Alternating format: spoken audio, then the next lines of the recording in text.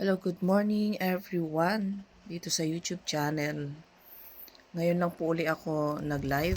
Ngayon lang po uli ako nag-record. Maraming salamat. Sa mga nakasubaybay sa akin dito sa YouTube channel, pasensya na at na-demonetize kasi ako kaya minsan medyo konting nawawalan ng gana. Pero sa January uli ako mag-re-apply sa ating YouTube channel. Kung nais nyo po akong makontak through Facebook, ay i-PM nyo po ako sa Facebook account ko na Merlin Gonzalez Pontejos. Doon nyo po ako i-PM sa mga magtatanong tungkol sa ritual tungkol sa mga agimat. People, ang pag-usapan natin ay tungkol sa mga orasyon. Kung kayo ay binigyan ng mga ritualista ng mga orasyon na idadasalin nyo, ibig sabihin yan, kayo na ang gumawa ngayon ng ritual sa sarili nyo. People, aware po tayo sa mga bagay-bagay na ganyan kasi kayong mga tao rin naman ako, tayo ay may iba't ibang mga kaalaman.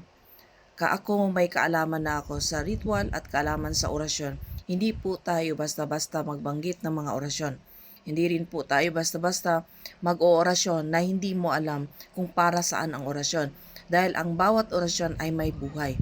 Katulad sa katawan ko, napuno ako ng mga orasyon. Kaya kunting hindi ko magustuhan ang salita ay umiinit ang katawan ko. Katulad lang din po yan sa inyo. Kayong mga tao, ulitin ko, pareho lang tayo tao. Ako ay may kaalaman sa karunungang lihim, may kaalaman sa mga orasyon, kung anong ibig sabihin at anong mga meaning, at paano pagbigkasin ito. Kayo ay hindi marunong sa pagbigkas ng orasyon at hindi ninyo alam kung ano yung mga binibigay sa inyo. People, hindi ko siniraan ng iba. Wala akong binimension na mga paninira dito, kundi ito ay itinuro ko sa inyo na wag po kayong, kung wala kayong alam sa lihim na karunungan at sa mga orasyon na babanggitin, wag po kayong magbanggit ng mga orasyon na hindi ninyo alam. Kasi ito ay nakakasira sa inyo at malamang ang causes nito ay init ang ulo nyo at lalong lalayo yung mga pinapagawa ninyong ritual. So mga people, sa akin, pag kayo nagpa-ritual, hindi ko po kailangan na ibigyan kayo ng orasyon para kayo ang gagawa.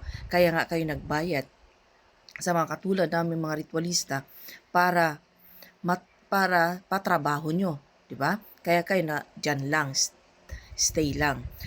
Ulitin ko mga people, nasa inyo lang yan kung susundin nyo ang mga sinasabi ko.